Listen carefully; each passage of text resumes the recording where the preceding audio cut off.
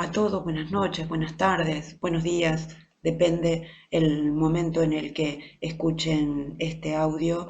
Bien, este trabajo lo vengo pensando hace un par de años, de alcanzarles algo así como una introducción a la lectura del texto de Alicia de Alba.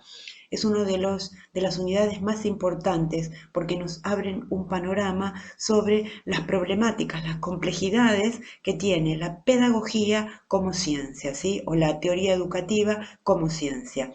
A lo largo de la historia se han desarrollado diversas corrientes que de Alba de alguna manera las recupera o recupera las más importantes y en ese sentido este texto es absolutamente relevante para poder comprender esta problemática específica de la pedagogía pensada como ciencia, ¿sí? Bien. Les cuento así, dicho sea de paso, que esta es la tercera vez que estoy intentando grabar este video. Esta no es una tarea sencilla, no somos expertos en tecnología y si en esta oportunidad no sale bien, voy a mandarles el audio que tengo por un lado y las filminas que tengo por el otro. Bien, entonces como les decía, en esta nuestra aventura pedagógica, necesitamos hacer una panada especial en esta ciudad que se llama la epistemología y las teorías de la educación. Recuerden que el texto de Alba es obligatorio y que complementa este texto el de Geneiro porque tiene una perspectiva un tanto más filosófica. Mientras de Alba aplica una mirada mucho más epistemológica, Geneiro trabaja desde la filosofía de la educación y en ese sentido es complementario, es decir, no pueden usar solamente este material y dejar de lado el de Geneiro, porque dejan de lado una parte de la problemática epistemológica y filosófica de la educación. Bien, vamos adelante, empecemos. Vamos con la segunda diapositiva. En primer lugar, quería dejarles esta idea de pensar ese problema de las denominaciones, ¿sí? A ver, de entrada, Puigros y Marengo les dicen que estrictamente hablando o sintéticamente hablando, uno podría pensar que la pedagogía estudia o es la ciencia que estudia la educación.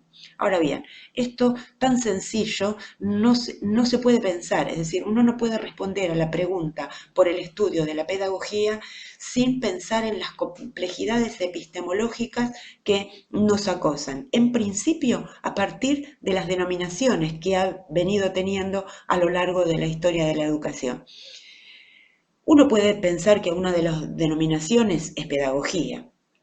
Teoría de la educación podría ser otra, un poco más, si se quiere, discursiva. Teoría pedagógica, ciencia de la educación, como una única ciencia de la educación, si decimos que la pedagogía estudia el problema de la educación, en ese sentido vamos a decir que es una ciencia de la educación. Ahora bien, dado que a la pedagogía la asisten otras ciencias como la antropología, la psicología, la economía, la didáctica, ¿sí? Y otras ciencias, la sociología principalmente, que trabaja temas de pedagogía, entonces uno no podría, hay algunos epistemólogos de la educación que dicen, bueno, no es una sola ciencia de la educación, sino que son ciencias de la educación. Y ahí tienen otro de los problemas, ¿no? U otra de las complejidades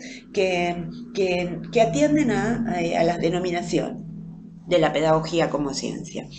Otra de las nominaciones que suelen escucharse es discursos educativos o saberes educativos. Digo, les hice una lista solamente para que tengan en cuenta que hay múltiples modos de hablar de la pedagogía, ¿sí? O de la ciencia de la educación o de las ciencias de la educación.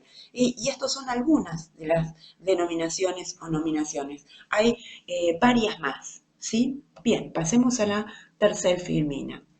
Acá nos centramos de lleno en el texto de Alicia de Alba y más o menos les separé el texto en la estructura básica, ¿sí? El texto tiene una estructura que adopta dos vertientes analíticas, ¿sí? Alicia de Alba llama teorías del conocimiento del objeto a una de esas vertientes y teorías del objeto educativo a la otra vertiente analítica